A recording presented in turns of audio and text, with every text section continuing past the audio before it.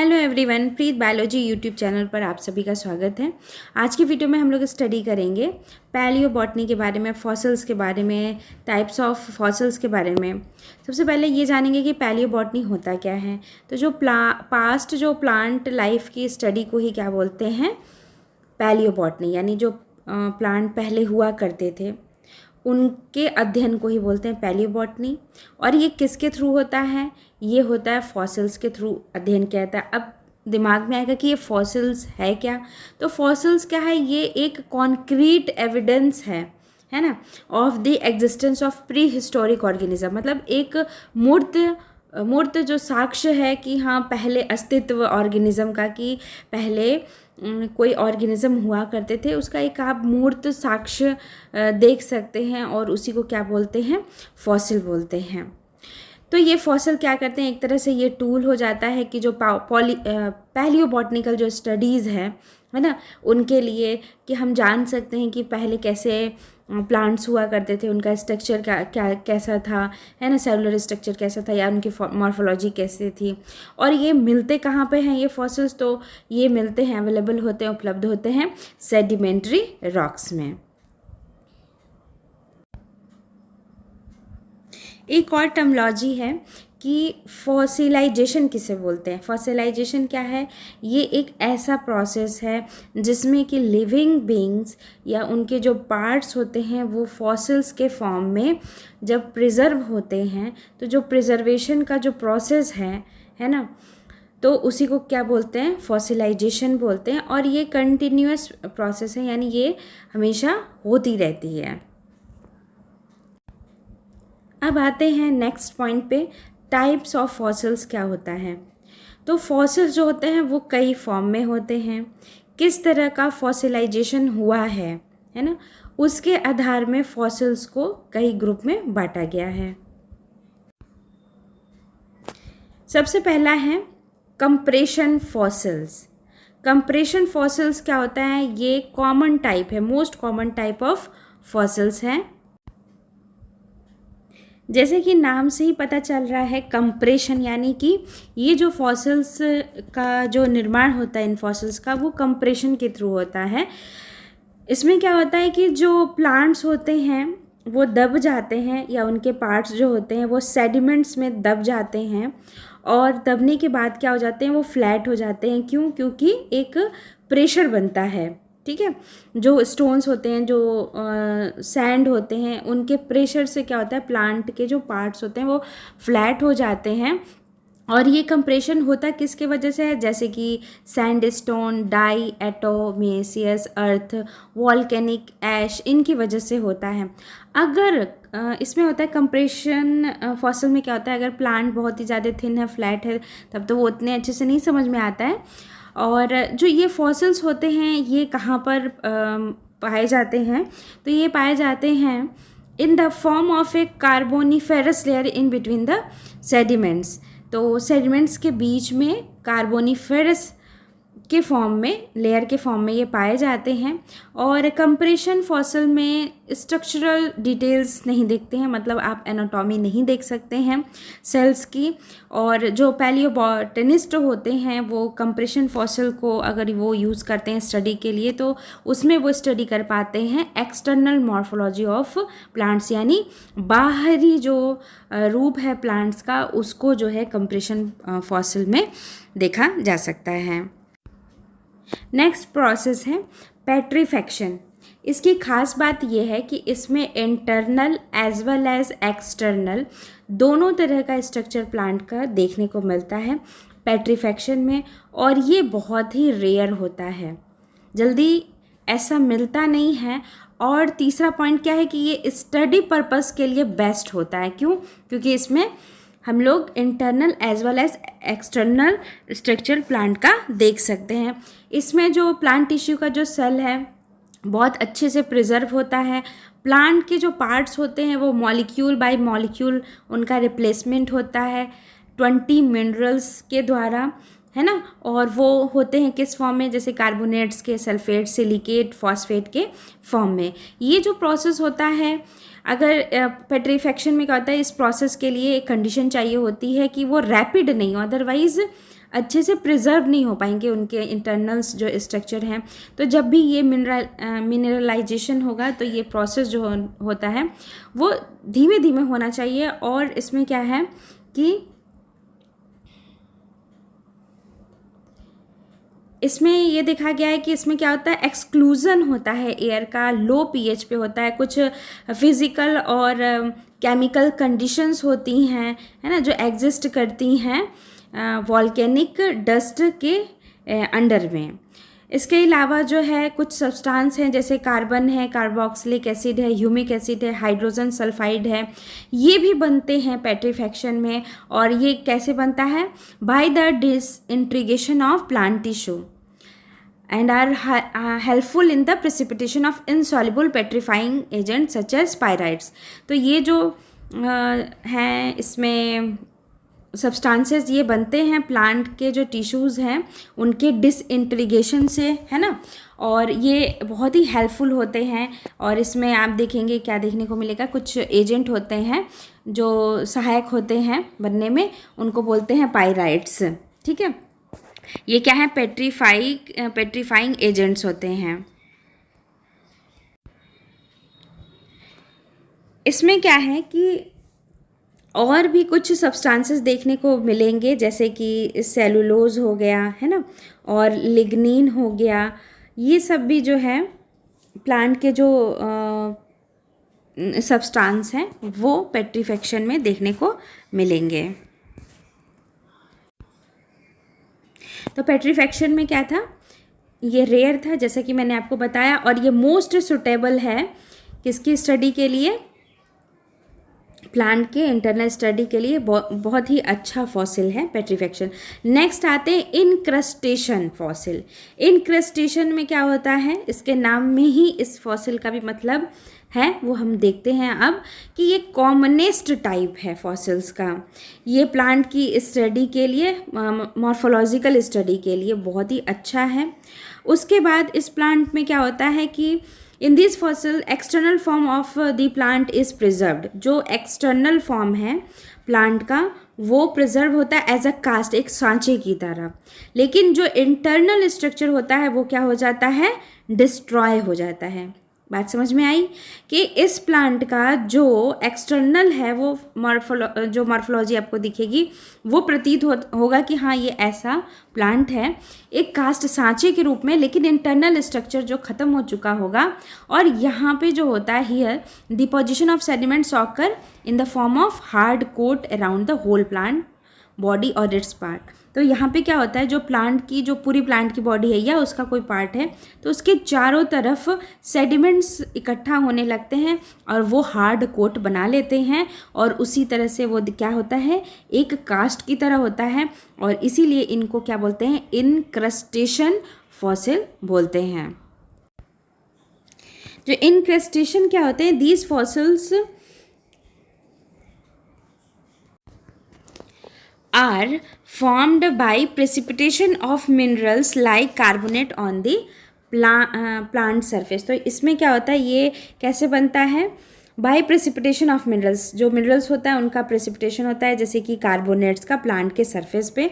और इसमें भी क्या होता है, पेट्रीफैक्शन की तरह हम लोग ओरिजिनल स्ट्रक्चर को जो है ऑर्गेनिक मैटर, क्या लिखा है एक minute, like petrifaction fossils do not contain original organic matter. तो इसमें जो होता है सेलुलर स्ट्रक्चर हम लोग स्टडी नहीं कर पाते हैं जैसे कि हम लोग पेट्रीफैक्शन में नहीं कर पाते थे। और जो है कि इस पेट्रीफैक्शन की तरह ही ये फॉसिल के पास क्या होता है, ऑर्गेनिक मटेरियल नहीं होता है। ठीक, उसके बाद आते हैं नेक्स्ट जो है वो कौन सा है, इम्प्रेशन फॉसिल। ठीक, इम्प्रेशन फॉसिल क्या है, These fossils are just impression of plant parts on sediment। तो सेडिमेंट्स के ऊपर जस्ट इसका क्या है, एक इम्प्रेशन रहता है ना।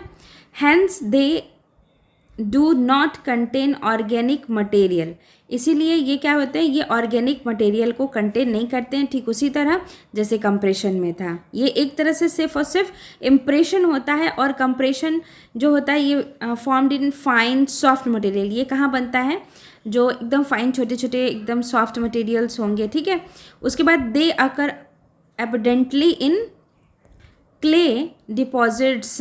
तो इम्प्रेशन में क्या होता है, जैसे लीफ है ना, और उसका जो मटेरियल है, प्लांट मटेरियल, वो क्या हो जाएगा, डिसऑर्गेनाइज हो जाएगा।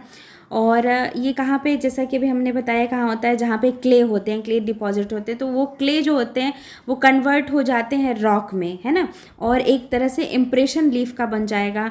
और जो इम्प्रेशंस जो होते हैं वो डार्क होते हैं, रॉक के सरफेस से जो इम्प्रेशंस होते हैं वो डार्क होते हैं जब वो ऑर्गेनिक मटेरियल कंटेन करते हैं। इसमें देखने को मिलता है क्लियर वेनेशन पैटर्न मिलेगा, लीफ की जो वेनेशन, जैसे ये है तो जो वेनेशन पैटर्न है वो क्या होगा, क्लियर देखने को मिलेगा। और कहीं कहीं क्या देखने को मिलेगा, क्यूटिकुलर डिटेल्स देखने को भी मिल सकता है। ये एक्सट्रीमली क्या है, यूज़फुल है। एक्सटर्नल अगर फीचर्स हम लोग प्लांट के पार्ट्स की करते हैं, जैसे कि स्टेम की, लीफ की, फ्लावर की, तो इम्प्रेशन फॉसिल बहुत ही अच्छा है।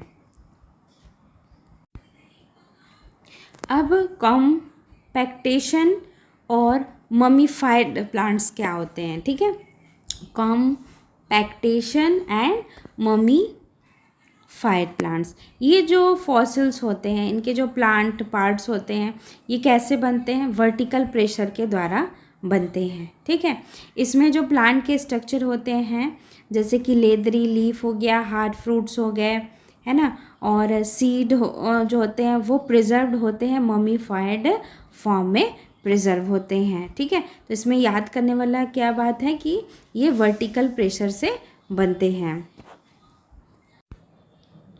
अब नेक्स्ट क्या है, कोल बॉल्स हैं। कोल बॉल्स क्या होते हैं, जब पेट्रीफाइड प्लांट ऑर्गन, ठीक है, वो क्या हो जाते हैं, स्फेरिकल शेप के हो जाते हैं, तो उसी को बोलते हैं क्या, coal ball. Petrified plant organs of रफली spherical shape are known as coal ball. और ये कहाँ पे मिलते हैं, ये कोल में मिलते हैं। ठीक है, और किस फॉर्म में मिलेंगे, ये कोल बॉल की फॉर्म में मिलेंगे। Coal ball are formed by infiltration of calcium carbonate, magnesium carbonate, iron sulfide exterior in buried plant parts। Coal ball बनते हैं किसके इनफिल्ट्रेशन से, calcium carbonate, magnesium carbonate, iron sulphide, इनके जो दब जाते हैं प्लांट, और यही जो सब्सटेंस होते हैं ये बचाते हैं कि प्लांट के ऑर्गन्स जो हैं वो कोल में नहीं बदलते हैं। और किसका फॉर्मेशन होता है, पेट्रीफैक्शन का फॉर्मेशन होता है। और ये जो फॉसिल्स जो मिलेंगे वो किस फॉर्म में मिलेंगे, कोल बॉल में मिलेंगे। ये इरेगुलर होते हैं, इनका जो शेप होता है वो सब स्फेरिकल मासेस होता है, बहुत इनके शेप में बहुत ही आपको वैरायटी देखने को मिलेगी। अब नेक्स्ट क्या है, अंबर है। अंबर क्या होता है, it is a resinous secretion of certain fossils coniferous trees which flowed due to injuries caused by boring insects or from decaying branches। तो इसमें क्या होता है, जो कुछ it is a resinous secretion of certain fossil, तो जो coniferous जो ट्रीज़ हैं कुछ, तो उनके जो रेजिनस सिक्रीशन है, जैसे कि पता ही है कि जिम्नोस्पर्म में कुछ एक क्लास होता है जो कि जिनकी खास बात क्या होती है कि वो रेजिन क्या करते हैं, जैसे कॉनिफरस की ही है, रेजिन का सिक्रीशन करते हैं। और ये जो रेजिन क्या होते हैं, ये जो होते हैं फ्लो होते हैं, जैसे कि इंसेक्ट के वजह से, है ना, कोई इंजरी आ जाए प्लांट में, तो जो इंसेक्ट जो लकड़ियों पे लगते हैं, है ना, और या फिर उनकी ब्रांचेस सड़ गई, तो ये क्या होते हैं कि ये नीचे जो होते हैं गिर जाते हैं, जो इसके एक्सुडेट जो होते हैं, जो ये निकल रहे हैं, रेजिन्स वगैरह निकल रहे हैं, तो ये फॉरेस्ट के फ्लोर पे क्या होते हैं, एक्यूमुलेट हो जाते हैं और धीरे धीरे हार्ड हो जाते हैं और एक शेप ले लेते हैं अंबर का, ठीक है। तो इसमें क्या होते हैं, इस अंबर में क्या होता है कि बहुत सारे स्मॉल प्लांट्स और एनिमल्स प्रिजर्व हो जाते हैं इस रेजिन में, इसीलिए अंबर को हम लोग एक टाइप ऑफ फॉसिल कंसिडर करते हैं। अब नेक्स्ट क्या है, लीफ कोल और पेपर कोल, ठीक है। पेपर कोल से ही समझ में आ रहा है कुछ पतला सा होगा, पेपर के जैसा होगा, है ना। लीफ कोल यानी लीफ की बात की जा रही है इसमें। तो इन फॉसिल्स में क्या होता है, थिन डेड लीव्स होती हैं जो कि ऑर्गेनिक मैटर्स पे मैट्रिक्स पे डिस्पर्स होती हैं, और इसमें जो इनर टिश्यूज़ होते हैं लीफ के वो तो ख़त्म हो जाते हैं, और लेयर आफ्टर लेयर क्यूटिकल की क्या होती हैं वो बनती जाती हैं। तो इस तरह के फॉसिल को क्या बोलते हैं, लीफ कोल और पेपर कोल। अब नेक्स्ट क्या है, एक्चुअल जो है वो स्यूडो फॉसिल्स हैं, एक्चुअल रिमेन्स है, उसके बाद हम लोग स्यूडो फॉसिल पढ़ेंगे। तो इसमें क्या होता है कि इस तरह के जो प्लांट्स होते हैं, ठीक है, फॉसिल प्लांट फॉसिल्स होते हैं वो यंग एज के होते हैं। तो इसमें क्या है, जो कंप्लीट कंपोजिशन अभी नहीं होता है, क्योंकि इसमें क्या होता है कि अभी लो टेम्परेचर की वजह से और एयर की वजह से जो होता है, एब्सेंस ऑफ एयर, कोई रिएक्टिविटी इतनी नहीं होगी कि वो इजीली क्या हो जाएगा, बहुत डिकम्पोज हो जाएगा। तो इससे क्या होता है, एक्चुअल रिमेन्स बनते हैं, और इसमें जो होते हैं मटेरियल कौन से होते हैं, जैसे क्यूटिकल हो गया, स्पोर हो गया, स्पोर वॉल, ये सब होते हैं, क्योंकि ये बहुत ही रेसिस्टेंट होते हैं। मतलब एक तरह से आपने सुना होगा डॉर्मेंट फेज में जैसे चले जाना है ना, स्पोर वॉल का, रेसिस्टेंट होते हैं, मतलब इतनी ईजिली जो है वो ख़राब नहीं होते हैं, तो प्रिजर्व हो जाते हैं। तो इस तरह एक्चुअल रिमेन्स में क्या होते हैं, क्यूटिकल और स्पोर वॉल देखने को मिलते हैं, यंग एज के रहते हैं, ठीक है। तो ये हो गया एक्चुअल रिमेन्स। अब लास्ट क्या है, स्यूडो फॉसिल्स है। स्यूडो मतलब कि क्या होता है, जैसा कि आप जानते हैं, स्यूडो का मतलब होता है झूठा, फॉसिल्स यानी फॉसिल्स, ठीक है, झूठा फॉसिल। तो इसमें क्या होता है कि कुछ रॉक्स जो होंगे वो ऐसा शेप बन जाता है उनका, जैसे कि वो कोई प्लांट या एनिमल्स हों, है ना। वो एक ऐसा इल्यूज़न होगा जैसे कि वो फॉसिल हो। वो एक्चुअल में प्लांट और एनिमल होते नहीं हैं, लेकिन ऐसा लगता है कि वो क्या है, किसी प्लांट और एनिमल्स के रिमेन्स हों, है ना। तो इसमें क्या होता है कि इसीलिए इनको स्यूडो फॉसिल्स कहते हैं। इसमें क्या होता है, कुछ प्लांट और एनिमल्स के रिमेन्स से अगर मिनरल का डिपोजिशन हो गया कहीं एक शेप में, वो लेकिन वो कोई पर्टिकुलर प्लांट एनिमल नहीं रहेंगे, तो इस तरह के जो स्पेसिमेंस होते हैं उनको बोलते हैं स्यूडो फॉसिल्स। तो इस तरह करके सारे टाइप्स इस वीडियो में आप लोगों ने पढ़ लिया, और क्वेश्चंस जो बनेंगे बीएससी सेकेंड सेमेस्टर के वो ऐसे ही बनेंगे जब आप इनको अच्छे से एक एक पॉइंट को इनके बारे में जानेंगे। नेक्स्ट वीडियो में हम लोग और भी टॉपिक्स पढ़ेंगे। इस वीडियो को देखने का आप सभी का बहुत बहुत धन्यवाद। अगर पसंद आए तो इसे लाइक शेयर सब्सक्राइब ज़रूर करें। Bye bye.